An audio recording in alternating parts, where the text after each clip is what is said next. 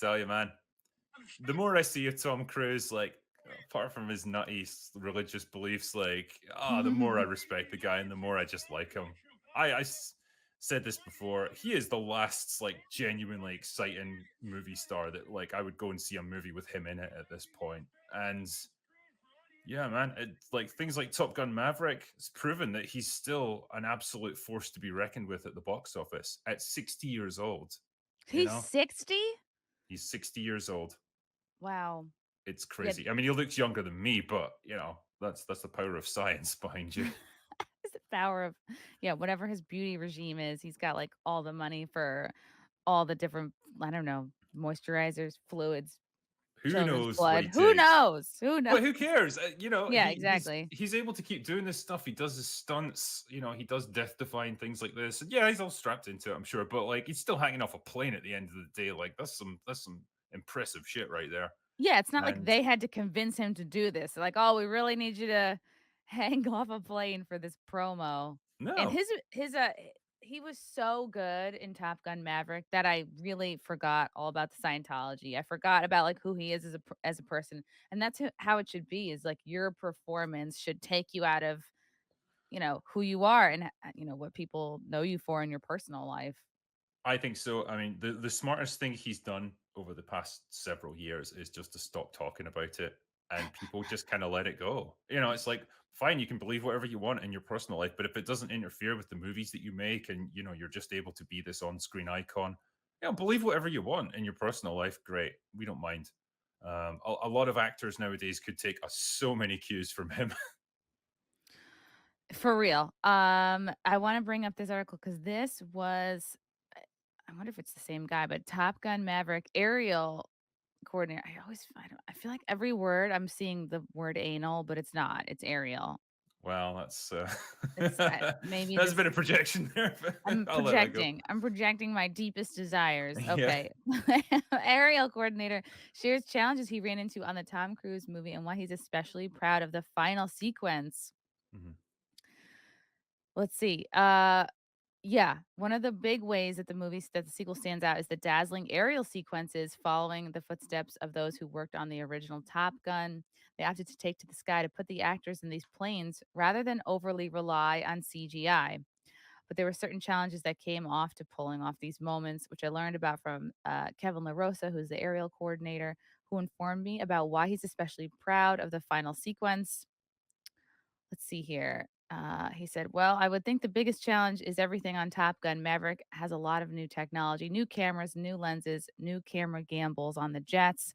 Oh, right. Yeah. New jet platforms that had never been used before to film the movie.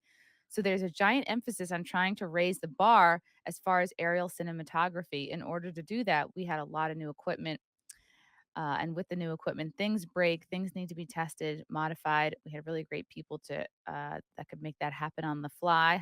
No pun intended. So we could keep working. I think that's the biggest challenge is having so much new equipment, mounting that equipment on the sides of the F-18s and inside of the F-18s. That was all new stuff. Our team did a really good job. And then you notice something like She-Hulk where you're like, "Oh god, like not only is the CGI really noticeable, but it looks like CGI from like a decade or so ago." It looks like ass, and there's no getting around that. But they're two slightly different things. In the with She-Hulk, you're trying to make a person look realistic on screen, a CGI person, and it's I guess symptomatic of where Marvel is right now, where their resources are split between 20 different projects that are all running simultaneously. Every VFX house in Hollywood is probably working like triple shifts to try and render all this stuff. And it's all just done cheaply and quickly, and it just looks like shit. People's mouths don't match up with what they're actually saying. The light doesn't shine on them properly, and all that stuff. But it filters through to the movies as well, where they keep touting this volume VFX system that they've got, which is basically just a giant surround TV that projects around whatever soundstage the actors are on. So instead of it being a green screen that they can't see, it's like they can actually have whatever alien planet or whatever it is they want to show projected around them. And so that's what you Oh, see. So wow. the idea is great for the actors because they can at least see what they're acting against.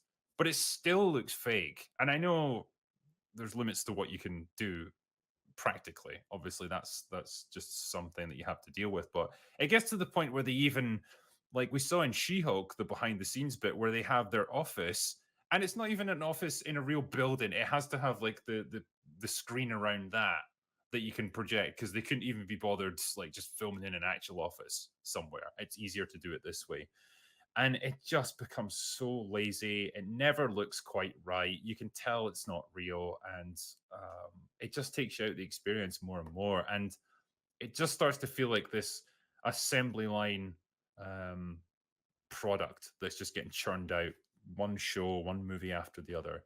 And then you watch something like Top Gun Maverick, where you know that they're in real jets, and just little things with how how the actors move as the jets go up and over, like, obstacles or whatever it might be, or pull these crazy maneuvers. You know that they're not just pretending, like they're actually getting jolted around like that because it's real. And it just totally immerses you in the movie. You can appreciate the sheer work that went into that.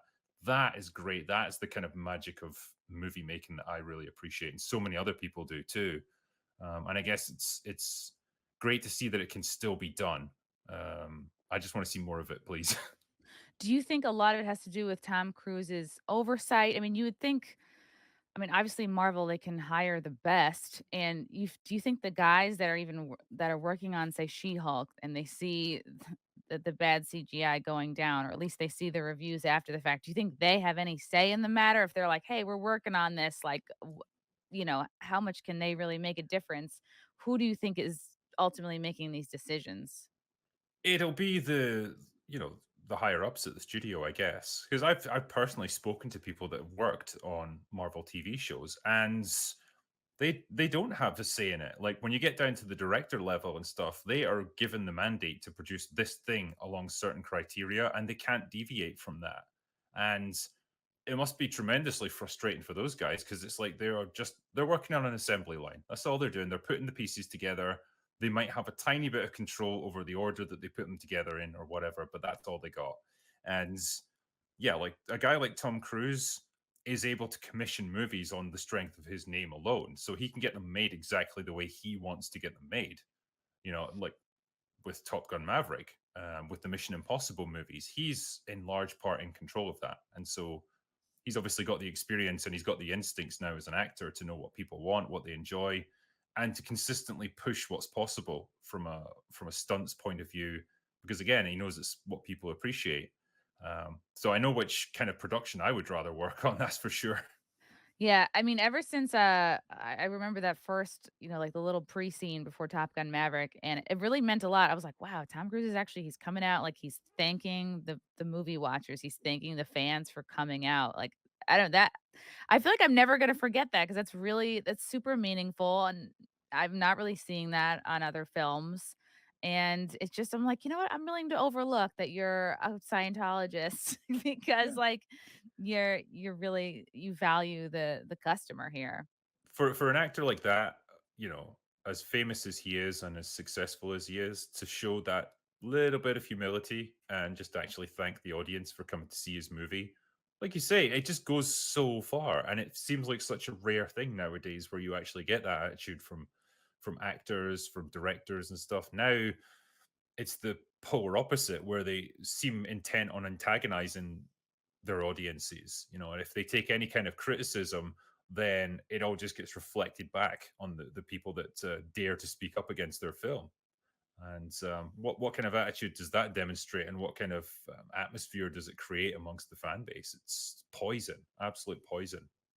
Do you think someone like Tom Cruise will actually, come across reviews like someone like you, or do you think he's on the pulse of people's reactions to, right, whether it's terrible CGI or identity politics coming into the storyline, and do you think I wonder if he just is so good and wants to create a good product and always kinda has been, or it's like, wow, it's even more important at this time to offer the fans something really good that's not full of shit, basically. Yeah, it could go either way. I mean, it could be that he's like super tuned into the prevailing mood online and stuff, and he actually takes notice of this stuff.